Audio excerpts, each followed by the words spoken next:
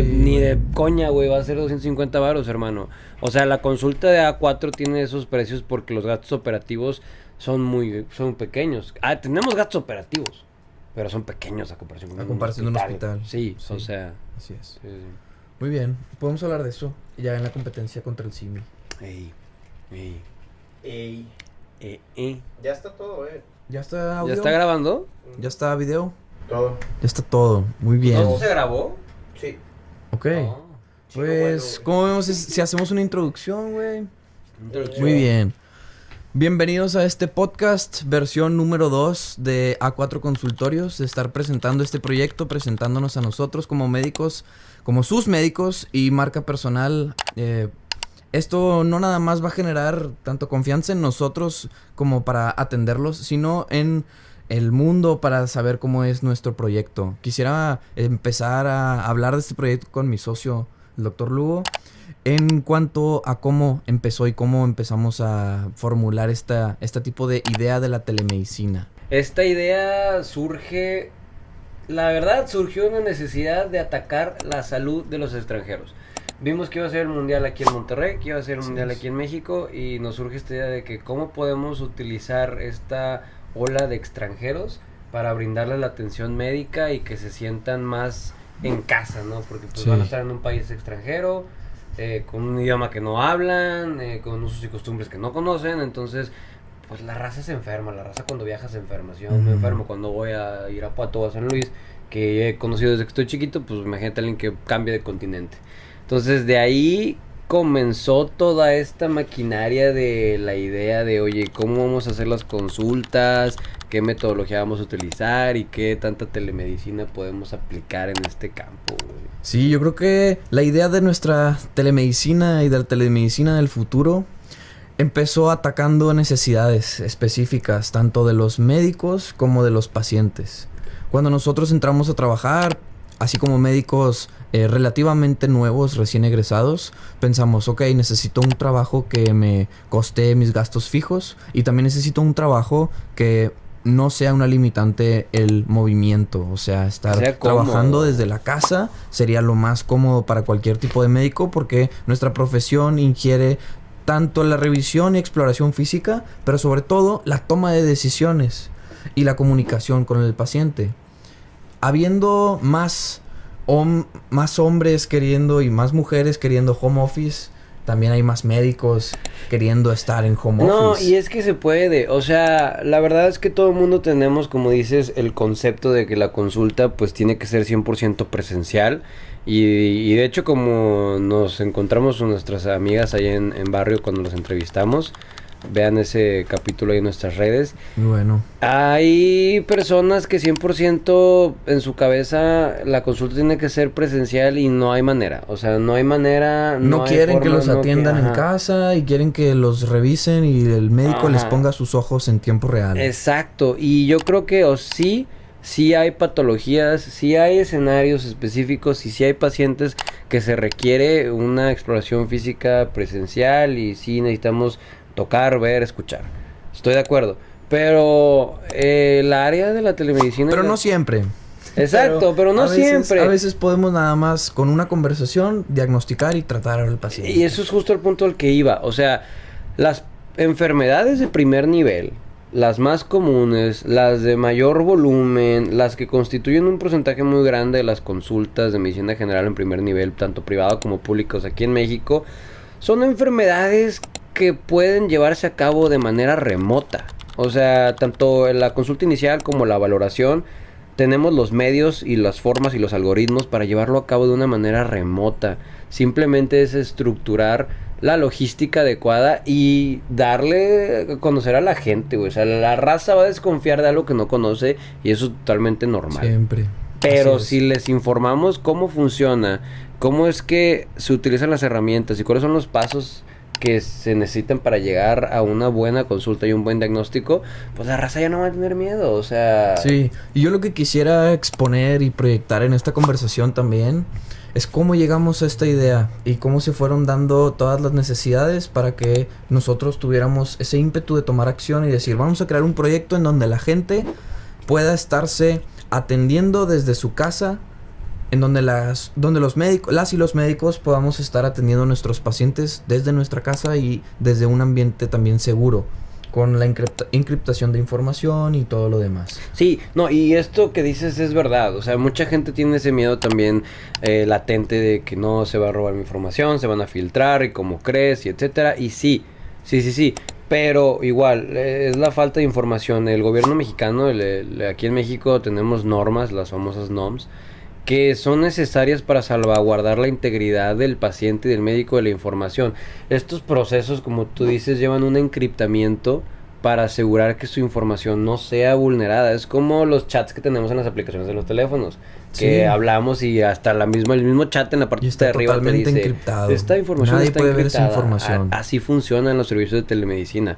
Y así queríamos en un principio, y digo queríamos porque lo logramos, que funcionara la plataforma de A4, que brindara esa seguridad y que brindara ese encriptamiento siguiendo las normativas mexicanas para que el paciente y el médico estuvieran seguros. Sí. Pensando en una plataforma o un médico digital ideal, nuestro camino de pensamiento empieza con, bueno, yo quiero tener una plataforma que me conteste todas las preguntas. Cuando tú tienes cualquier enfermedad, cualquier síntoma, ¿qué es lo primero que hace un humano con la tecnología de hoy en día? Es ir a buscar a ChatGPT y ir a preguntarle los síntomas que está teniendo para buscar un diagnóstico y autodiagnosticarse. Y a veces con eso les basta. Así es. O sea, la mayoría, no la mayoría, pero un gran porcentaje de personas les basta con el ChatGPT.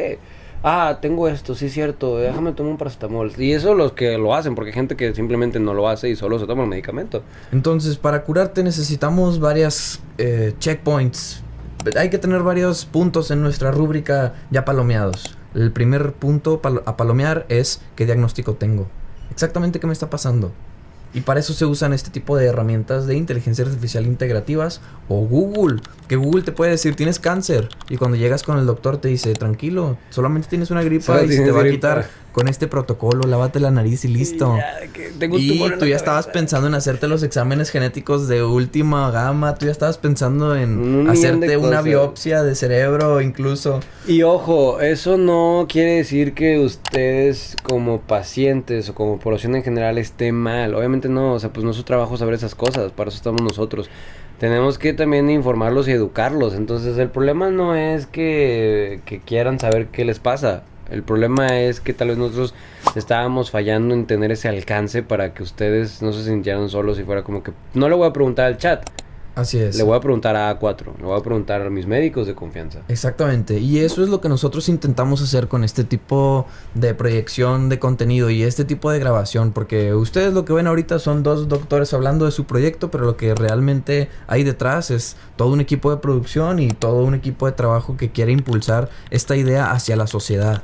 ¿Por qué? Porque en la sociedad lo que se necesita cada vez es más seguridad para nuestra propia vida. Si lo que queremos como humanidad es alcanzar mayores niveles de expectativa de vida, si lo que queremos es sentirnos seguros e inteligentes con las decisiones que estamos tomando, entonces estar migrando de un servicio de medicina físico puramente, en donde te atiende el doctor que te vea y donde tú tienes que repetir siempre todo tu expediente médico en cada doctor, este servicio de telemedicina es lo que viene a aliviar en nuestra sociedad, que viene a traer un expediente médico concreto que esté añadido a tu nombre y que te atienda cualquier doctor que te atienda, va a conocer todas tus enfermedades, tratamientos previos, cómo reaccionaste a medicamentos o protocolos previos, para que todo sea más personalizado hacia la curación. Sí, porque obviamente es como las consultorias de farmacia. O sea, te puede tocar un doctor diferente dependiendo de la sucursal, o en la misma sucursal puede haber un doctor diferente dependiendo de la hora.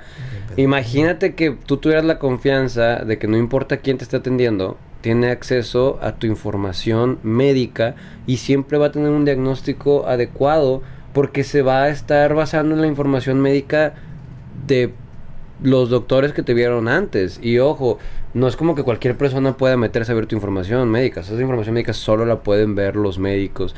Entonces, eso alivia O bueno, no alivia. Eso reduce la cantidad de errores que puedes tener tú al momento de un diagnóstico. Si tú realmente tienes toda la información adecuada de tu paciente, laboratorios, estudios, notas, eso disminuye un porcentaje de errores muy grande, porque no estás haciendo todo desde el principio y todo está de nuevo. Inclusive cosas que al paciente se le puedan olvidar que tenía. El doctor las ve. Oye, pero aquí estoy leyendo que tú ya tenías esto o aquello. Y eso es un beneficio para el paciente, como lo quieras ver. Así es. Lo que nosotros pensamos cuando iniciamos este proyecto fue, bueno, vamos a hacer una plataforma digital para que todos los extranjeros y foráneos que vengan a Monterrey a ver el mundial puedan atenderse sin fricción, seguramente, y con las indicaciones pertinentes.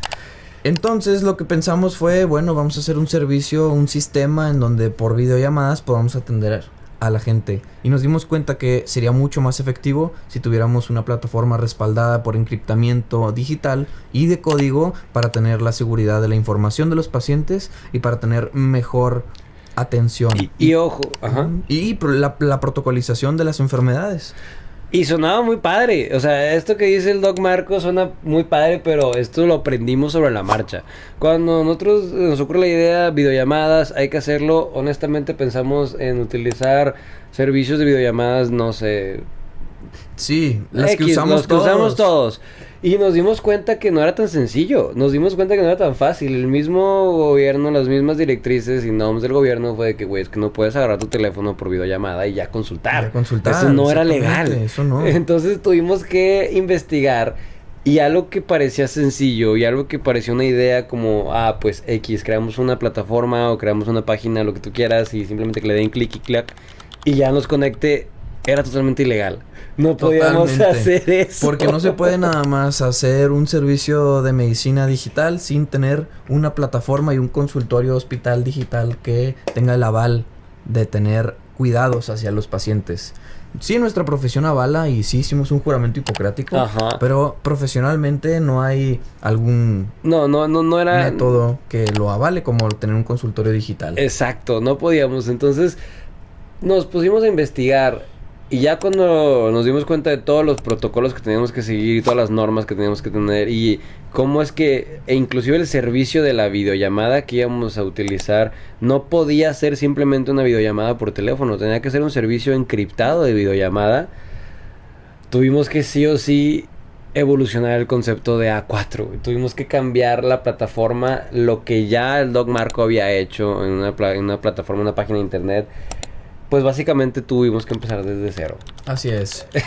Así es, pero todo esto va en pro de generar un producto que realmente sirva y generar un nuevo método de atención médica. Porque no solamente es conseguir la atención médica que necesitas, sino que también te estés atendiendo con el doctor que más te parezca ideal para ti. Y aparte para hacer las cosas bien, porque yo creo que esta plataforma de telemedicina tiene que representar el cambio positivo o la evolución positiva.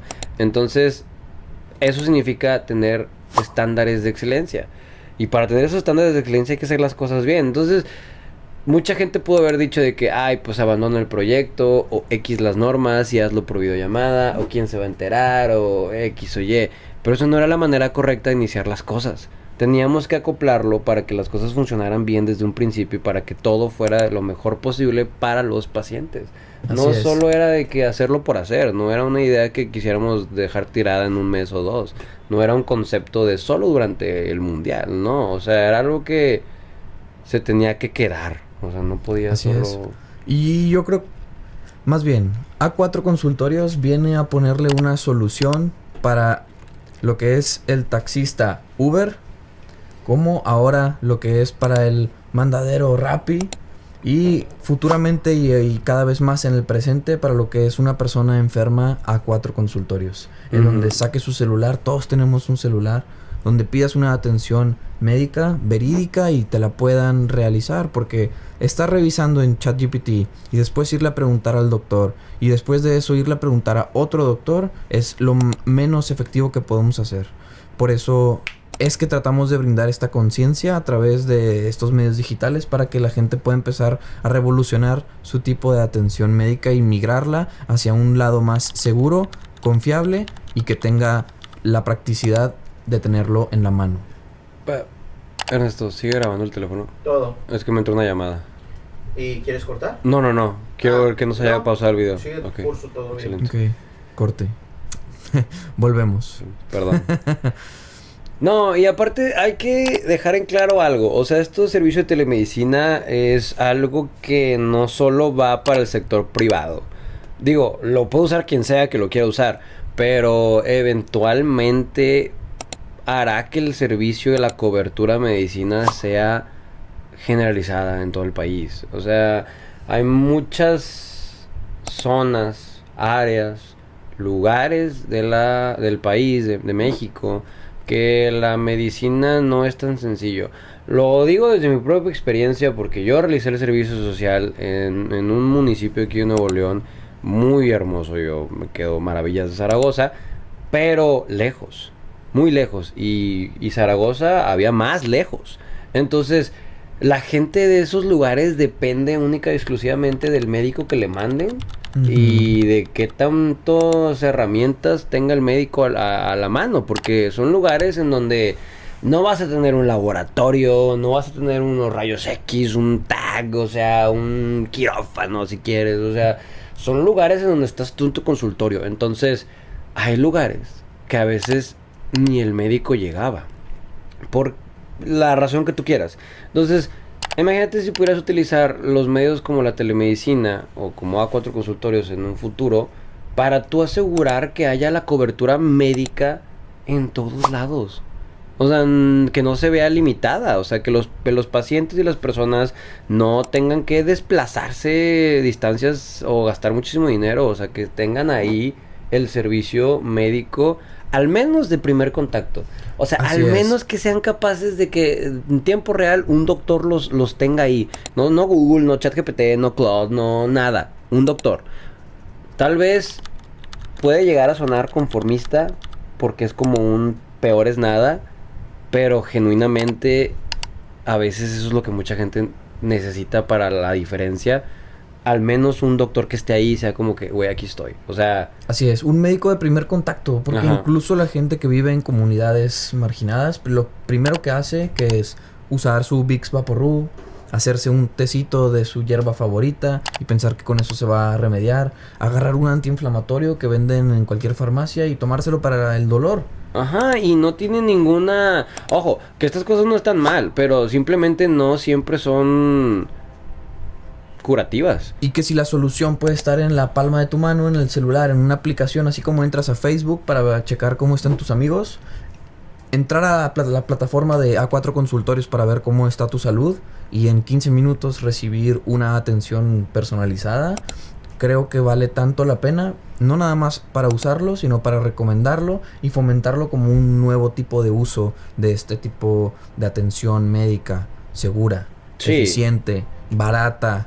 No le veo ni una sola contra, más que el uso de tecnologías que para ser humano en el 2026 ya es un requisito, saber usar tu celular. Sí, o sea, yo entiendo que va a haber gente, no va a faltar quien diga de que no es cierto, ahí no hay computadoras, si no hay teléfonos, si no hay internet. Sí, no hay, pero es un porcentaje pequeño. Por eso, como dice el Doc Marco, son comunidades vulnerables en zonas muy lejos, o sea, no es la mayoría. O sea, ahorita, el día de hoy, yo creo que en 2026, todo el mundo tiene un teléfono, todo el mundo tiene internet, todo el mundo Y es tiene... más fácil y es ponerle un- internet a una comunidad marginada que un doctor de Sí, alta calidad. Sí, es muchísimo más barato Así y es. yo lo vi, me consta, es muchísimo más barato poner internet en las zonas más vulnerables y más lejanas del país que toda la infraestructura que conlleva poner un centro de salud por más pequeño que sea y llevar un capital humano a ese lugar. Así es, porque Porque- al final todo es para atención médica de primer contacto. Sí, y en sí, esta sí. atención médica de primer contacto, lo más importante y donde la gente pierde horas de su vida es decidiendo y no sabiendo si lo que tienen es urgente o si puede esperarse a una consulta. Ahí se pierden vidas y ahí se pierden horas, que es lo que A4 Consultorios viene a solucionar, es dar información pertinente y lo más rápido posible para que la persona no pierda horas y tampoco pierda la postura de atenderse. Hay No, gente que se enferma, le duele un chorro el abdomen y no se va y se atiende porque piensa que mañana se le va a pasar. Ajá, o pues simplemente porque, no, o sea, hay muchas razones por las cuales una persona no quisiera ir a consultar, por X o Y, y darles una solución a sus problemas. O sea, no es como que, pues aguántate y no te consultes. O sea, es como que, güey, pues te puedes consultar en tu casa. Si no quieres salir aquí, quédate. Si te da flojera hacer filas en ciertos hospitales para consultarte, aquí está la opción. Y no es un servicio que vaya a ser así de ultra caro.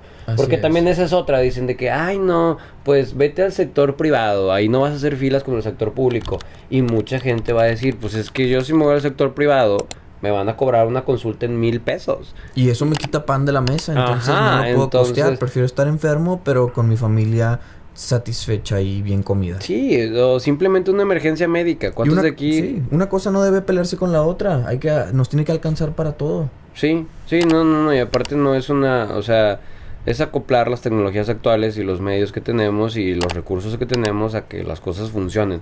No se trata de simplemente ya no hay y bye. No, es como que pues hay que hacer que haya.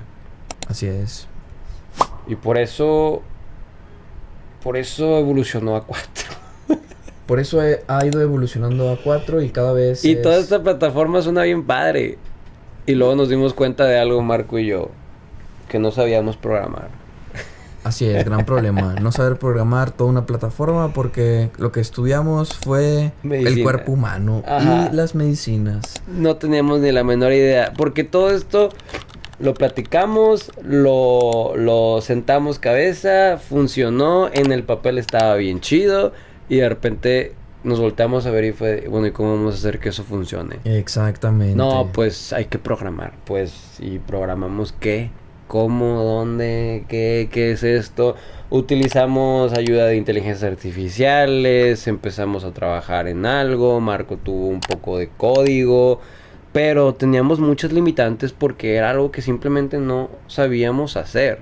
Y teníamos toda la idea en la cabeza, pero no podíamos plasmarla en el elemento fundamental y tangible que era la plataforma. O sea, si no tienes la plataforma, si no tienes el medio, ¿cómo vas a hacer la consulta? Así es. Y tuvimos un lapso, yo creo que fue un periodo de tiempo como de un mes en donde estuvimos un poco estancados, como que ya no sabíamos para dónde hacerle, como que perdimos de que, no sé si, pues no ganas, pero como que tenemos un gran problema y no sabemos ni para dónde meterle, güey. En ese mes que tú estás comentándolo, perdimos motivación, perdimos productividad, perdimos enfoque. Lo que no perdimos fue la constancia de estar empujando el proyecto hacia adelante y de estarles haciendo estas cápsulas informativas, interactivas, conversacionales, en donde saquen provecho de nuestro contenido. No estamos bailando en cámara, no estamos haciendo un tipo de contenido entretenido, sino estamos haciendo un tipo de contenido trascendental en donde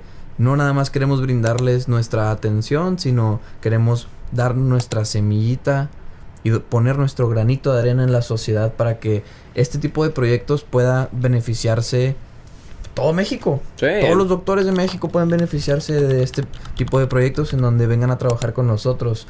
Cualquier tipo de pacientes puede buscar nuestra atención médica y verse beneficiado de esto. Y ese es el punto. Dar un poquito a la sociedad de lo que la sociedad nos ha dado a nosotros. Y nos ha dado, o sea, no ha sido, todo no ha sido perfecto, pero nos ha dado y hay que tener ese sentimiento de retribución. Y más porque, pues digo, nadie tiene, pues como tal la culpa, güey. Sí, así es. Y hay que ser empáticos también.